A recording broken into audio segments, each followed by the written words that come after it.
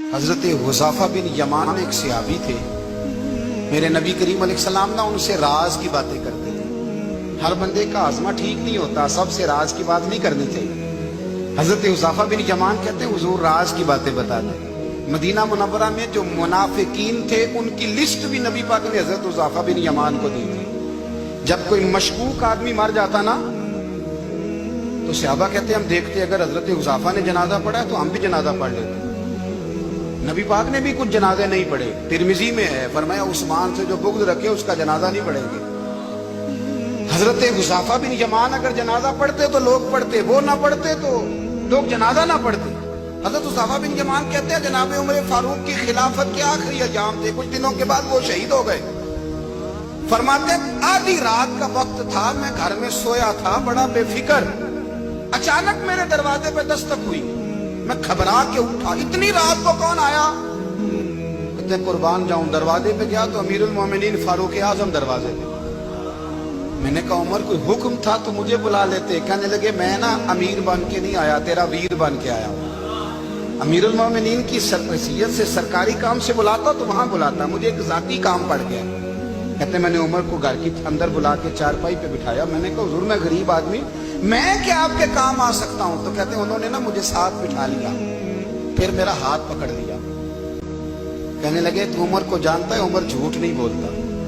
تو جانتا ہے عمر وعدوں کا پکا ہے؟ کہا حضور جانتا ہوں. کہا میں اس وقت آیا ہوں جب دیکھ بھی کوئی نہیں رہا. حضرت حذیفہ بن یمان کہتے ہیں پریشان ہو گیا, حضور پہلیاں نہ بجھوائے, مہربانی کر بتائیں کدھر آئے ہیں. حضرت عمر فاروق فرمانے لگے 62 سال کا ہو گیا ہوں, 63 میں چل رہا ہے, داڑھی سفید ہو گئی ہے, پھل پک گیا, اٹھ فریدہ ستیا, داڑھی آ گئی دور, اگا نیڑے آ گئی, پیچھا رہ گئی دور. اب نا اب قبر حشر کا معاملہ صاف نظر آنے لگا ہے. کہا حضور مجھ سے کیا چاہتے ہیں؟ حضرت عمر رو پڑے. کہنے لگے آج میں عشاء کے بعد نکلا ہوں تو نبی پاک کے صحابہ مجھے نیک کہہ رہے تھے. پھر میں نے بچوں کی ماں سے اور بچوں سے بھی پوچھا ہے, وہ بھی مجھ سے راضی ہیں.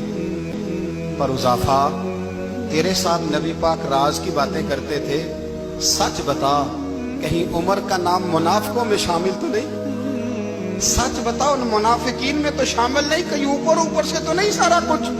حضرت حذیفہ بن یمان کہتے ہیں میں باپ کے مرنے پہ اتنا نہیں رویا جتنا عمر کے سوال پہ رویا. میں قدموں میں بیٹھ گیا. میں نے کہا نہیں عمر, یہ تو میں نے نہیں سنا, لیکن یہ میں نے نبی پاک سے ضرور سنا ہے کہ میرے بعد اگر کوئی نبی ہوتا تو عمر ابن خطاب ہوتا. یہ میں نے اپنے کانوں سے سنا ہے کہ عمر جس گلی سے گزرے شیطان رستہ بدل جاتا ہے. یہ میں نے اپنے کانوں سے سنا ہے کہ 950 سال حضرت جبریل جناب عمر کی شان بیان کرے تو پھر بھی بیان نہیں ہو سکتا. یہ میں نے ضرور سنا. دوستو ساری زندگی حضرت عمر نے اگر دوسروں کا محاسبہ کیا تو اپنا اور اپنے بچوں کا بھی کڑا خیال رکھا. اپنی ذات پر بڑی توجہ دی. جو لوگ اپنا بھول جاتے ہیں نا, ہمیں اپنی صحت کا بڑا خیال ہے لیکن اپنی روحانی زندگی کا کوئی خیال نہیں ہے, قلبی زندگی کا کوئی تصور نہیں ہے. آپ یقین کریں موٹا آدمی کمزور ہونے کے لیے جدوجہد کر رہا ہے, کمزور طاقتور ہونے کے لیے, لیکن جس کو کتنے دن بیت گئے اللہ رسول کی یاد میں رویا ہی نہیں, کتنے دن بیت گئے نہ سننے کو دل ہی نہیں چاہا, جسے مہینوں بیت گئے اور قرآن پاک کی طرف نظر ہی نہیں گئی, وہ فکر مند ہی نہیں. زندگی زندہ دلی کا نام ہے, مردہ دل کیا خاک جیا کرتے ہیں. بھائی حضرت عمر کی زندگی دور حاضر میں ہمیں یہ سبق دیتی ہے کہ کڑی نگرانی رکھو اپنے پودوں کی, کڑا خیال رکھو اپنے ذاتی باغ کا, اور یہ جو تمہارے دل کی دنیا ہے یہ تمہاری روح کی زندگی ہے, اس کا محاسبہ کرتے رہو. نبی کریم علیہ السلام نے فرمایا اپنا حساب خود کر لو قبل اس کے کہ تمہارا حساب کیا جائے.